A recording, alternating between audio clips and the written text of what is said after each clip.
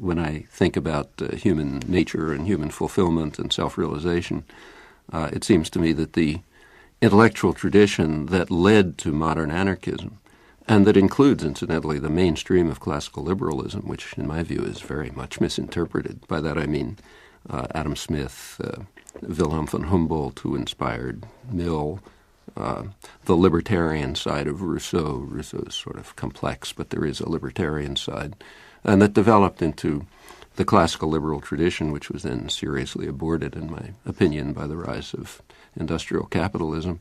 That tradition, I think, is a very valid one. It leads to modern libertarian socialism, or parts of the anarchist tradition, and I think that it's basically a sense that human beings have a fundamental right to self-realization, self-fulfillment under conditions of freedom and voluntary association.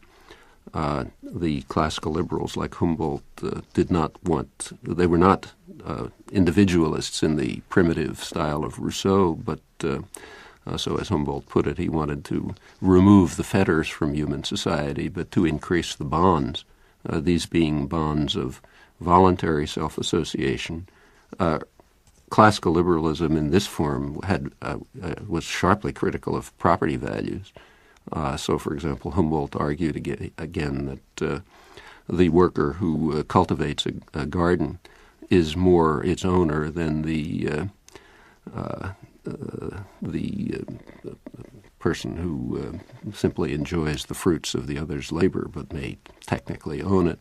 Adam Smith's anti-capitalism derives from the same roots, and he was in many ways anti-capitalist. His recognition that division of labor is ultimately intolerable because it will turn every human being into something as stupid and ignorant as it is possible for a creature to be, thereby undermining the essence of human nature, which is the right to create freely and constructively under one's own control and without external constraints. Out of this comes a conception of freedom and rights and social organization, which places any form of authority and domination under challenge, asks that it justify itself.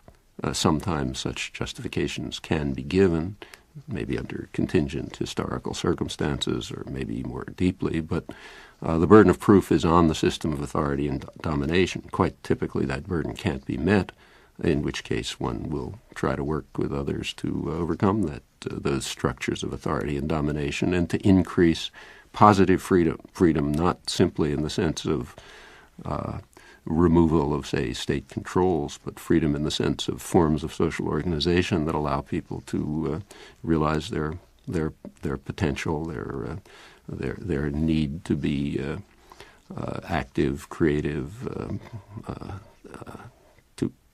and or whatever other aspects their personality may have.